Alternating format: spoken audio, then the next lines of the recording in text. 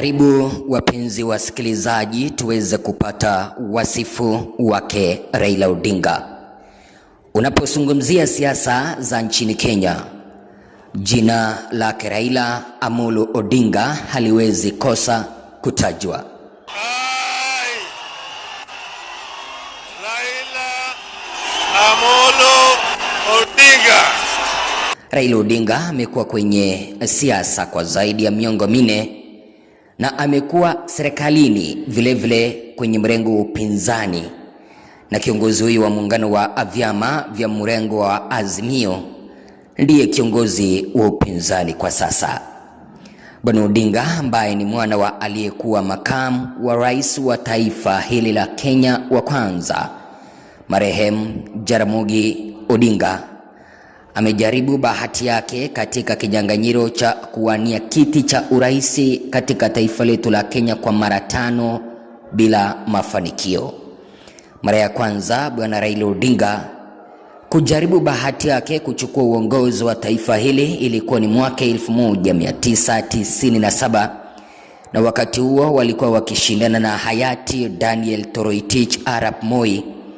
Hata hivyo Odinga aliweza kubwagwa kwani alikuwa nambari 3 huku Daniel Moi akiibuka mshindi. In light of the foregoing and the other overwhelming evidence is available that Moi has desperately manipulated the Electoral Commission to rig election in his favor in order to declare himself the president, we categorically reject the provisional results of the presidential elections. Kwenye uchaguzi uliofuata wa mwaka 2002, Bwana Odinga aliamua kuungana na wanasiasa wengine ikiwemo marehemu Simon Nyachae kutoka eneo la Gusii, George Saitoti, Charity Ngelo kutoka upande wa Kambani na wengine kumpigia debe hayati Emilio Stanley Mwai Kibaki, rais wa awamu ya 3 katika kinyang'anyiro cha urais. Katika uchaguzi huo Rais Mwai Kibaki alimbwaga mpinzani wake wa karibu Uhuru Muigai Kenyatta aliyependekezwa na Rais Moi kuwa mrithi wake wa kisiasa.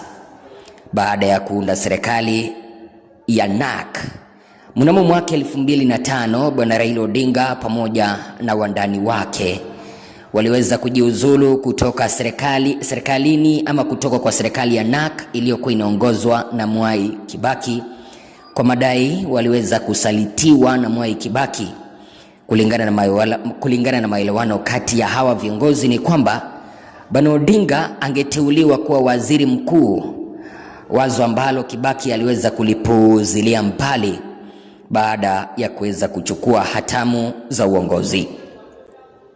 Bwana Odinga hakukata tamaa kujaribu bahati yake, kwani mnamo mwaka 2007 Bwana Odinga kwa mara ya 3 alikuwa debeni dhidi ya hayati Mwai Kibaki, na ni baada ya uchaguzi huo ambapo Kenya ilishuhudia ghasia za machafuko zilizoweza kuacha watu zaidi ya 1000 wamepoteza maisha yao na wengine wakapata majeraha, huku wengine wakipoteza mali yao. Ni wakati wa ghasia hizi za mwaka 2007 mahala ambapo Umoja wa Mataifa pamoja na Muungano wa Afrika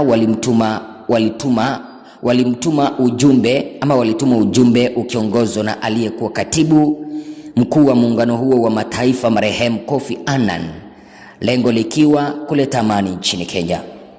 Baada ya mazungumzo, chama cha ODM alichoongoza Bwana Raila Odinga na kile chama cha PNU chake Mwai Kibaki, vyote viwili viliweza kukubaliana kuunda serikali ya muungano, yaani Grand Coalition Government. Kwenye maelewano hayo Mwai Kibaki alibaki kuwa rais, huku Raila Odinga akirithika na nafasi ya waziri mkuu, na ni wakati huu ambapo Kenya iliweza kujipatia katiba mpya ya mwaka 2010. Office of the Prime Minister, the Honorable Raila Amolo Odinga. Miaka 5 baadaye, katika uchaguzi wa mwaka 2013, Bwana Odinga alikuwa uwanjani vile kupigania uongozi wa taifa hili la Kenya. Mara hii sasa Uhuru Kenyatta ndiye alikuwa mpinzani wake mkuu.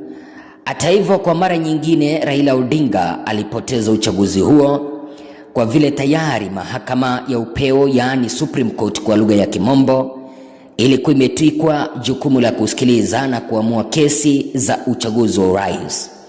Bwana Odinga aliwasilisha kesi katika mahakama hii, lengo lake likiwa kubatilisha uchaguzi wake Uhuru Kenyatta.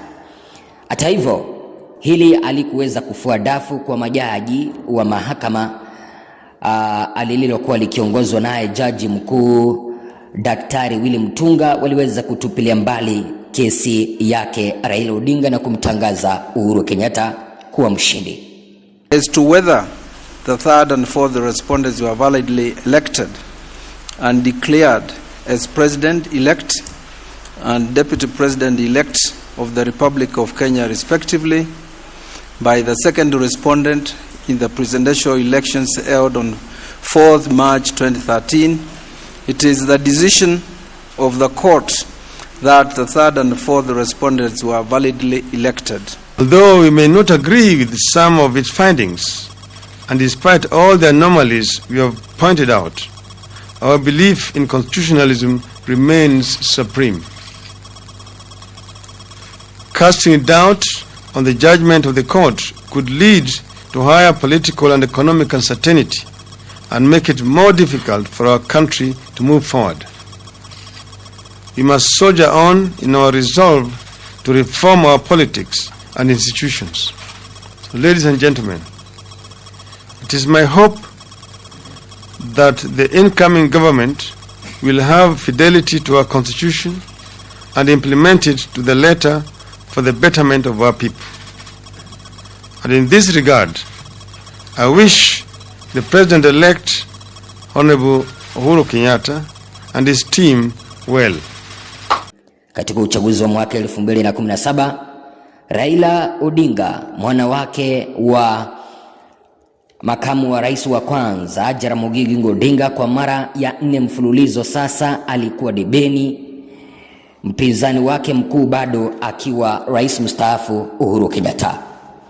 Baada ya kuibuka wa pili, Bwana Odinga kwa mara nyingine tena aliwasilisha kesi katika mahakama iliyokuwa ikiongozwa sasa naye David Kenani Maraga kama jaji mkuu. Kulingana na ushahidi aliyoweza kuwasilisha Bwana Odinga mahakamani, ilibatilisha uchaguzi wa Bwana Kenyatta na kuamuru uchaguzi uweze kuandaliwa upya. That the presidential election held on 8th August 2017 was not conducted in accordance with the Constitution and the applicable law, rendering the declared results invalid, null, and void. Number 2, a declaration is hereby issued that the third respondent was not validly declared as the president-elect, and that the declaration is invalid, null, and void. Third, an order is hereby issued directing the first respondent to organize and conduct a fresh presidential election in strict conformity with the Constitution and the applicable election laws within 60 days of the determination under Article 143 of the Constitution. Hata hivyo, Bwana Odinga alisusia uchaguzi huo wa mwaka 2017 kwa madai kwamba haukuandaliwa jinsi ambavyo uliamuriwa na mahakama. We must deal with all the irregularities which were committed, beginning with the people who committed them and also rectifying those irregularities. One was, in terms of transmission, there was no problem at the polling station, the counting, but we had a problem with the transmission of results from the polling station to the constituency tallying center and to the national tallying center.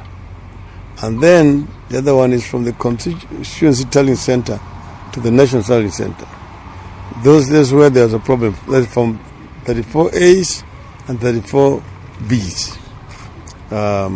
And then there was also a problem in terms of the personnel who were employed to conduct these elections, as presiding officers, as returning officers, and some of them at the National Tallying Center. So we want all that to be investigated and remedial action taken, so that these same people who committed this crime are not allowed to be in charge of these first elections. Mnamo tarehe 9 mwezi wa 3 mwaka 2018, taifa lilipigwa na butua pamoja na mshangao pale ambapo Bwana Odinga pamoja na adui wake wa kisiasa, wakati huo Rais mstaafu Uhuru Kenyatta, walipojitokeza wazi upande wa Nairobi na kutangaza kuzika tofauti zao za kisiasa, kuamua kufanya kazi pamoja. Kufuatia uhusiano huu almaarufu kama handshake, jopo la maridhiano liliibuliwa kwa jina la Building Bridges Initiative, ukipenda BBI. Jopo hili lilipewa jukumu la kupendekeza mageuzi katika katiba ya mwaka 2010, katiba ya Kenya. Tumekuja pamoja na ndugu yangu Uhuru Kenyatta, tumeongea kwa kirefu na tumekubaliana ya kwamba tunataka kuunganisha Kenya iwe taifa moja, na tumesema mgawanyiko ambayo imekuwa tangu uhuru mpaka leo itakwisha hapa na sisi, na kutoka hapa tunataka kuunganisha taifa la Kenya ili tutembee pamoja kama watu moja. Hiyo ndio sababu ya sisi kuja pamoja hapa siku ya leo. And we say that the divide ends here, beginning the process of building the bridge that binds Kenya together. Yes, where we are. Sasa ndugu yangu wataongea. God bless. Thank you. Mara yake ya 5 kujaribu bahati yake uchaguzini ni mwaka 2022. Katika uchaguzi huu, Daktari William Ruto, ambaye wakati mmoja alikuwa mwandani wake wa karibu wake Raila Odinga, pamoja na aliyekuwa msaidizi wa chama cha ODM, ukipenda deputy party leader ndani ya chama cha ODM mnamo mwaka 2007, William Ruto ndiye alikuwa mpinzani wake mkuu Raila Odinga katika uchaguzi wa mwaka 2022, na wakati huo vile Bwana Odinga alipoteza hata baada ya kupigwa jeki na Rais mstaafu Uhuru Kenyatta. I declares that Ruto William Samoei of ID number 6847208 has been duly elected as the president. Swali ambalo Wakenya wote kwa ujumla wanauliza, je, hatima ya Raila Odinga